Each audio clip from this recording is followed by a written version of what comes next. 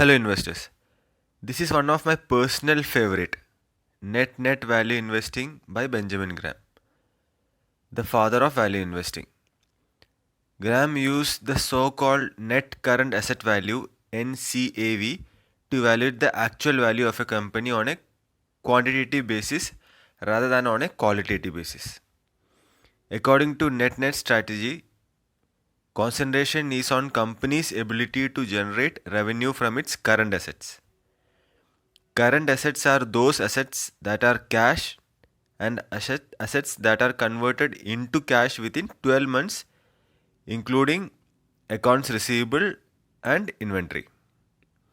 In net investing, Graham does not consider any merit for the company's long term assets or liabilities.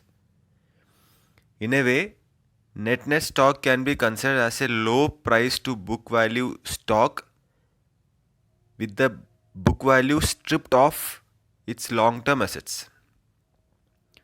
Concentrating on the current asset, a net investing strategy is calculating company's liquidation value in a very conservative way. So you can see the net current asset value, which is NCAV, equals current assets minus total liabilities, that is the total debt of the company, minus the preferred shares. So talking about the other parameters are very clear for you from all my sessions. So only thing which is unknown here is preferred shares. So preferred shares are those shares of a company with dividends paid out of its shareholders before normal or common stock dividends are been given. In case of a company going bankrupt or liquidation, these preferred shareholders who holds the preferred shares will be paid first from the company's assets. Preferred shares of a company can be bought through your Demat account only through a private placement by the company and may not be available for all companies as well.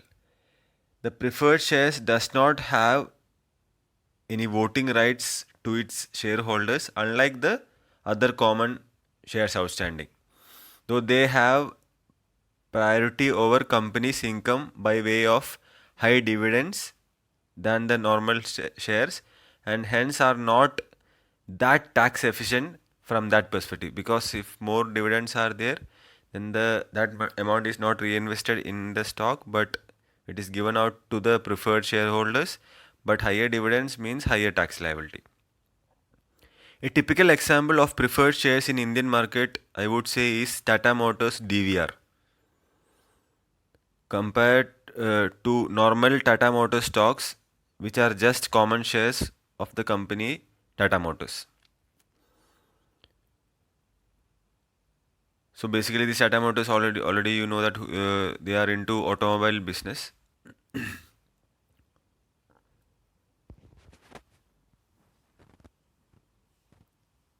So in my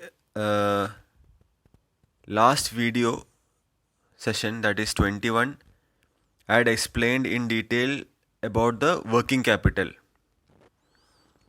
So working capital is the current assets minus current liabilities and all the parameters of that, how to derive that, everything we have discussed in the last video session 21. If you are not seeing that, I suggest you please go there and see the same, then come back to this session. So Ben Graham also had a similar working capital but slightly different. So he used this net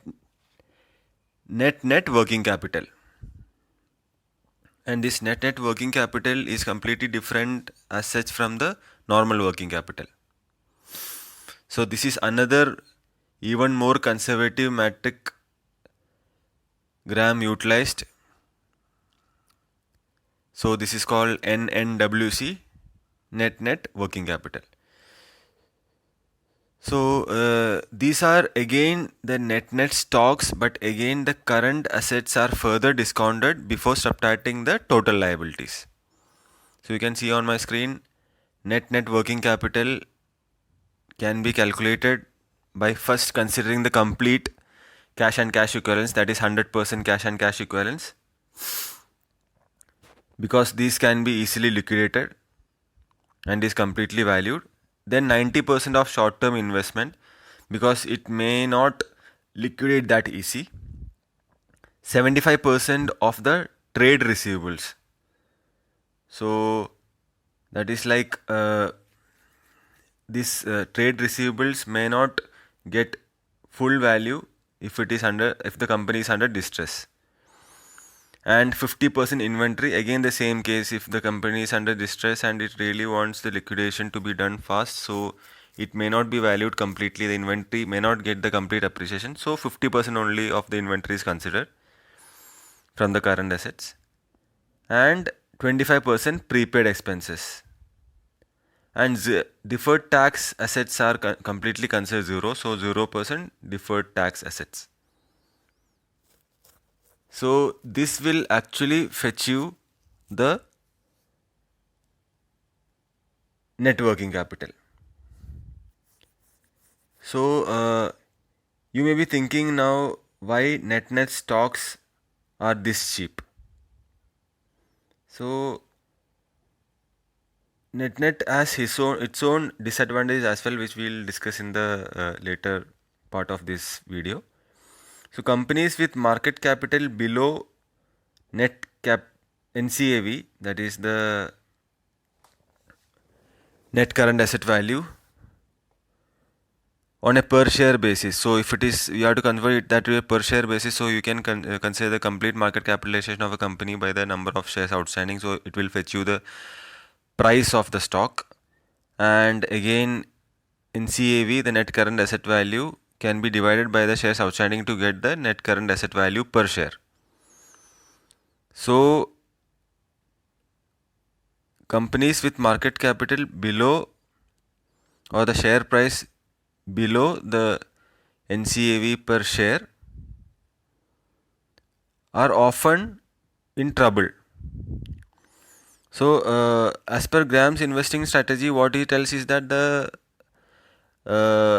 if you want to buy the stock cheap, then at least the stock price should be 2/3 of the NCAV. So 2/3 is nothing but 0.66 of NCAV. So that is like very cheap. So as we told that if this is the case, then the company would be having some or the other trouble. That is why the stock is that cheap. They may be facing some disruptions in the business which normal investors think can be revived. Normal investors thinks that it cannot be revived, and they may not get back on track, so they sell off the stocks, and the price goes so low that even it falls below the net current asset value. So Graham, just like this NCAV, even for the net working capital, suggests similar 2/3 of the net working capital. If the stock price is coming to that levels, then you can consider it as a cheap stock or bargain hunt, and you can go buying that stock. I remember that this Berkshire Hathaway, which is owned by Warren Buffett. So Berkshire Hathaway was similarly a net stock in those years, and Warren Buffett had invested based on Benjamin Graham's investing principle of nets, and he had invested in Berkshire in his earliest years of investing, which he still repents, quoting that it was like a cigar butt like investment whose price is so cheap that it's below the net current asset value, but the business is still lousy as per him even after all these years.